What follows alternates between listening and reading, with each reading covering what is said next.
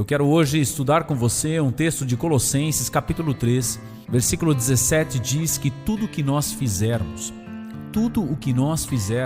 e o apóstolo Paulo ainda complementa dizendo, seja isso em forma de palavras ou de ações, nós devemos fazer tudo em nome do Senhor Jesus, dando por Ele graças. A gratidão deve fundamentar todas as nossas ações, permear as nossas palavras e transbordar através das nossas atitudes. Então o apóstolo Paulo complementa dizendo quais são os nossos deveres de casa, como família. E ele coloca aqui algumas dicas para cada membro da família que eu quero deixar para nós hoje também. No versículo 18 de Colossenses 3, o apóstolo Paulo direciona uma palavra primeiramente às esposas. Ele diz: esposas, mulheres, casadas, você que assumiu um compromisso com um homem e tornou-se uma só carne com ele, cada uma de vocês deve se submeter ao seu próprio marido como convém ao Senhor. Talvez estamos falando aqui sobre um dos textos mais mal interpretados das Sagradas Escrituras. Você talvez imagina uma mulher submissa como uma mulher daquelas culturas onde o homem realmente acaba menosprezando a mulher e ela até mesmo esconde o seu rosto para não ser vista. Esta visão de submissão não tem nada a ver com o que as Escrituras descrevem ser uma submissão saudável. Você vai ver um relacionamento saudável entre Abraão e Sara. Você vai ver um relacionamento lindo entre Isaac e Rebeca. Existem muitos relacionamentos saudáveis onde você vê literalmente que o casal tem uma missão. E esta missão normalmente é dada ao marido, o cabeça da casa. E quando a Bíblia diz sobre submeter-se ao marido, está falando em entrar junto com ele na mesma missão. Não está tratando aqui de um rebaixamento, de uma posição menor da mulher. Pelo contrário, ela é uma auxiliadora. Isso já está lá no livro de Gênesis. Ela é alguém que se submete e entende que a missão dela é a mesma missão do marido. Ela se coloca debaixo da sua missão. Hoje nós vemos casais andando em direções diferentes, cada um com o seu sonho, com o seu plano, com a sua missão de vida. E tão rapidamente nós vemos a família se separar porque existem diferentes missões. Por mais que cada um possa ter o seu trabalho, talvez a sua vocação profissional, a principal missão de um casal, de um homem de família e de uma mulher de família é construir o seu lar nos fundamentos do Senhor. E quando uma mulher entende isso, algo poderoso acontece. Eu convido você, esposa, a cumprir o seu dever de casa de unir-se ao seu marido na missão de edificar a sua casa. Se ele talvez não tenha aprendido até aqui a tomar a frente, a iniciativa de realmente cumprir a missão familiar, eu te convido a não se erguer sobre ele, mas ajudá-lo a entender e cumprir a sua missão. Espero que você tenha entendido esta breve explicação de Colossenses capítulo 3, versículo 18.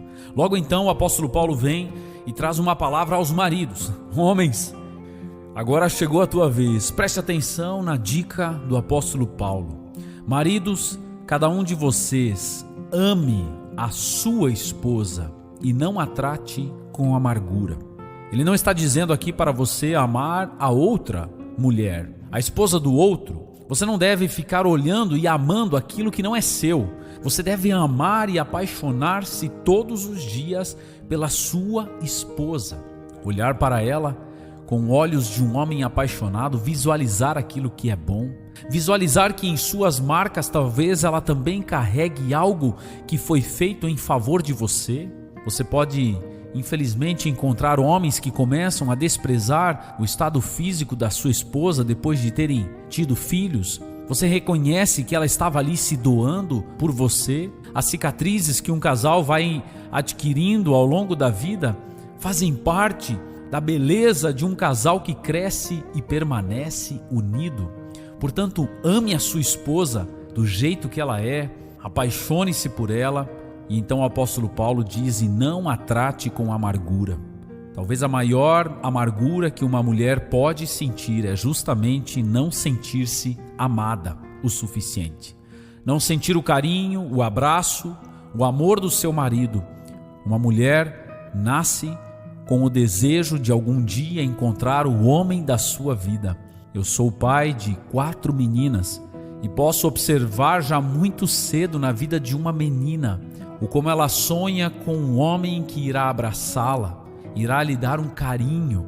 Estes dias, inclusive, minha filha de 3 anos, peguei uma cena onde um menino da escola bíblica lhe deu um abraço carinhoso, aos meus olhos carinhoso demais, e disse sussurrando ao ouvido dela, e eu justamente passei do lado naquele momento: eu amo você. Meu coração de pai já começou a visualizar tudo que vem pela frente. E deve vir pela frente um relacionamento saudável, aonde algum dia algum homem maduro abrace, cuide do coração de cada uma delas. Maridos, será que nós esquecemos que essa é a nossa tarefa até o fim da nossa vida? Continuar amando e cuidando do coração daquela que abraçamos em nossa juventude, prometendo a ela todo romance, carinho, que talvez foi interrompido por algum motivo. Volte a praticar o seu cristianismo. Seja um cristão de verdade. E o apóstolo Paulo diz como isso deve acontecer: amando a sua esposa e não deixando que ela fique amargurada. Logo na sequência, o apóstolo Paulo vai falar a respeito dos filhos. Ele deixa uma dica para os filhos que eu quero estender hoje aqui para todos os filhos que escutam este programa de rádio. Filhos, em tudo obedeçam a seus pais, pois fazer isso é agradável diante do Senhor. Querido adolescente, querido jovem, você agrada ao Senhor quando você vai à igreja, quando você adora Ele. Você agrada ao Senhor quando você abre a sua Bíblia e lê as Escrituras, quando você faz orações. Você agrada ao Senhor de tantas maneiras, mas existe uma que é muito especial aos olhos de Deus, que é a obediência aos seus pais. Filhos, em tudo obedeçam aos seus pais, mesmo que você não entenda a razão daquilo que ele está pedindo para você.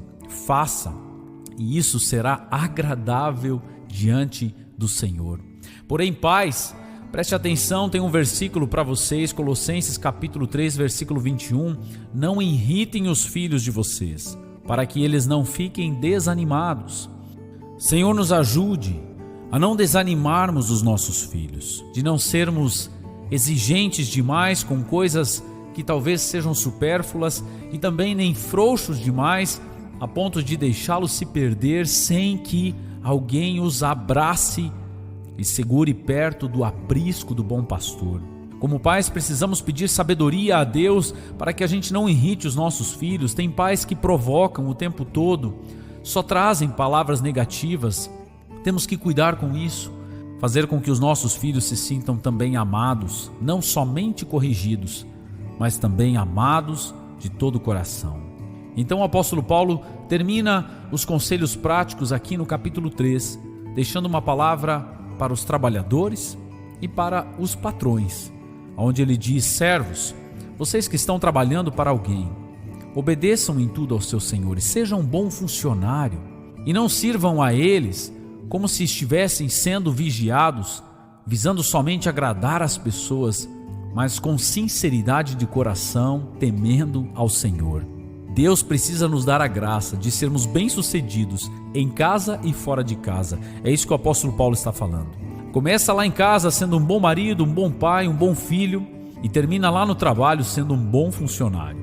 O nosso exercício do nosso cristianismo não termina dentro da igreja depois do culto, nem quando saímos da porta de casa para fora, porque quando nós entramos no emprego, no trabalho que nos dá o pão de cada dia, ali também nós precisamos servir aos nossos patrões, aqueles que estão pagando o nosso salário, como se estivéssemos fazendo ao Senhor. E então o apóstolo Paulo conclui com uma palavra prática para todos os patrões, aqueles que estão em função de dar um emprego a alguém. Trate os seus funcionários com justiça e igualdade, sabendo que vocês também têm um Senhor no céu. Nós todos somos submissos ao Senhor e precisamos tratar a todos como filhos amados de Deus. Que Deus nos dê a graça para exercermos um bom cristianismo, dentro da igreja, dentro de casa e também dentro do nosso trabalho. Que a graça do Senhor Jesus Cristo esteja com todos nós, nos dando sabedoria e força para que a gente continue praticando os deveres cristãos. Em nome de Jesus. Amém.